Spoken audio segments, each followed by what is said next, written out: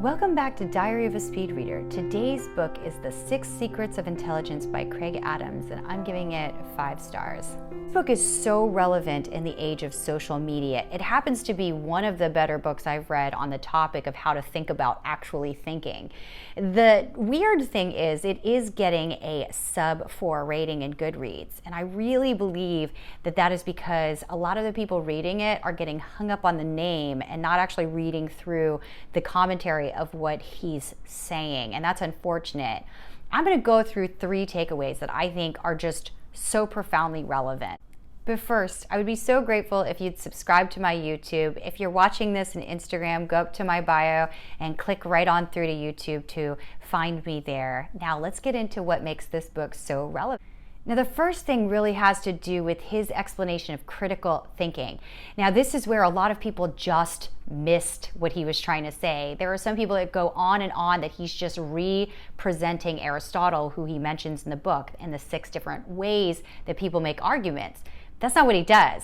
What he actually does is he says, these are the 6 ways. I'm going to go through each of them. I'll tell you how people use them to trick you. And he uses great examples that are very relevant for 2020. I think that's so important to understand why and how logic can trick you, and also what you can do to combat it.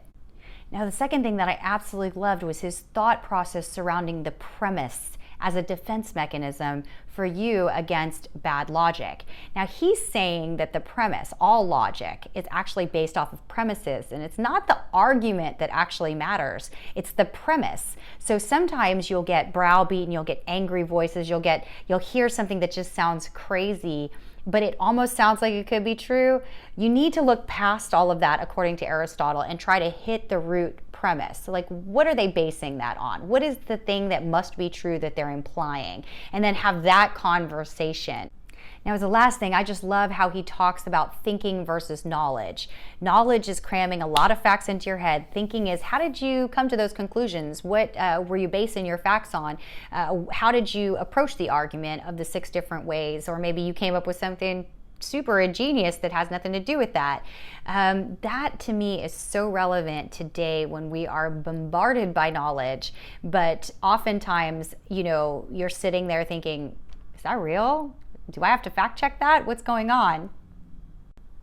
Now, he says knowledge plus thinking together is what forms experience, and that's a deeper, truer knowledge, but you need the thinking, and his concern is we don't teach that thinking explicitly. We don't give people a chance to get it right, then get it wrong, or discuss and really get a process together. Now, this book is highly relevant no matter who you are in the social media age of information inundation.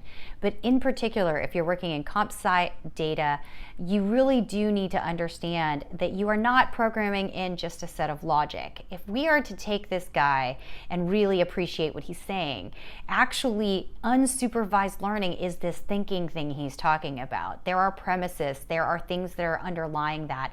Logic can absolutely come to flawed conclusions.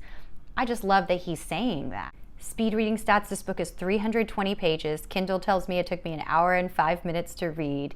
If you'd like to learn more about speed reading, feel free to comment below. Otherwise, thank you so much for liking, sharing, commenting, or otherwise supporting this effort. I really appreciate the New York Public Library for doing what it's doing here in this coronavirus environment. And I will see you tomorrow. Stay healthy.